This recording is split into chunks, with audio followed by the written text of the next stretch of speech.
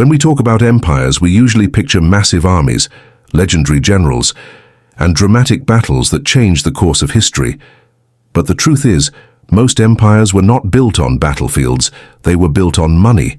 And almost every empire that collapsed because its money system stopped working. Today I want to take you beyond wars and kings and into the financial backbone of empires.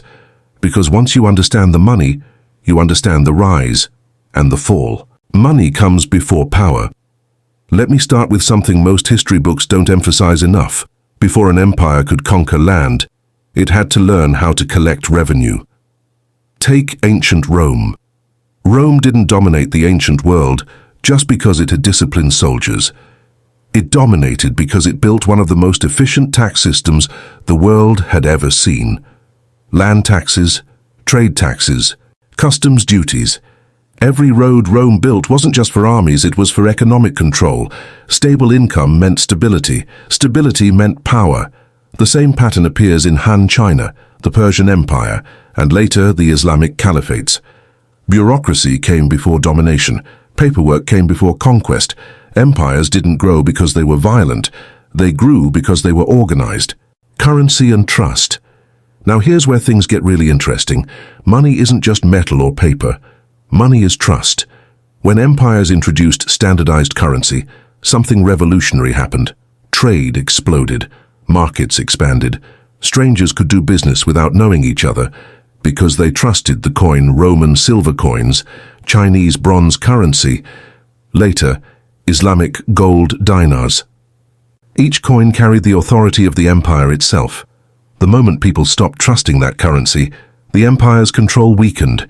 Even if its armies were still strong, power wasn't just enforced by swords, it was reinforced every time someone accepted a coin.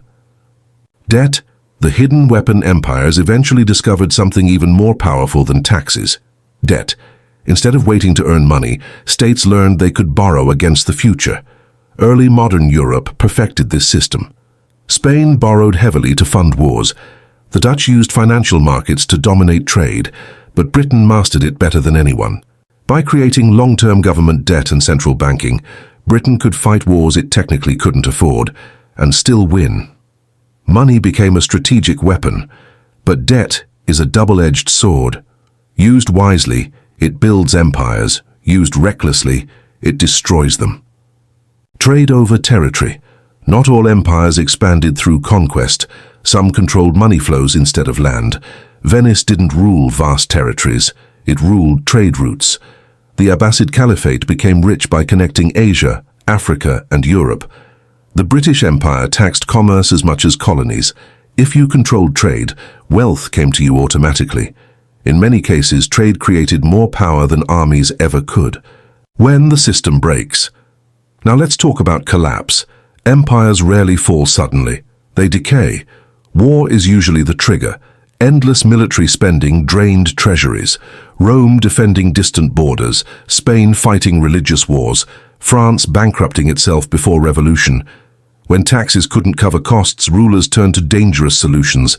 They debased coins. They printed money. They borrowed without limits. Inflation followed. And inflation destroys trust faster than invasion. People stop saving. Prices rise, the poor suffer first. Social order cracks. At the same time, inequality grows. Elites protect their wealth. Taxes shift downward. Ordinary people carry the burden. Loyalty disappears. An empire can survive enemies, but it cannot survive a population that no longer believes in it. Failure to adapt. The final mistake many empires made was refusing to change. The world evolves. Financial systems evolve. Empires that failed to modernize banking, taxation, and industry fell behind. The Ottoman Empire struggled to compete with European finance. Qing China resisted industrial-era reforms. By the time they tried to catch up, the gap was too large. Collapse wasn't sudden, it was inevitable. So when I look at history now, I don't just see wars. I see balance sheets. I see trust rising and falling. I see money quietly shaping destiny. Empires are built when money systems are fair, flexible, and trusted. They fall when those systems become rigid, exploitative, or disconnected from reality. In the end, empires don't collapse in flames. They collapse in numbers.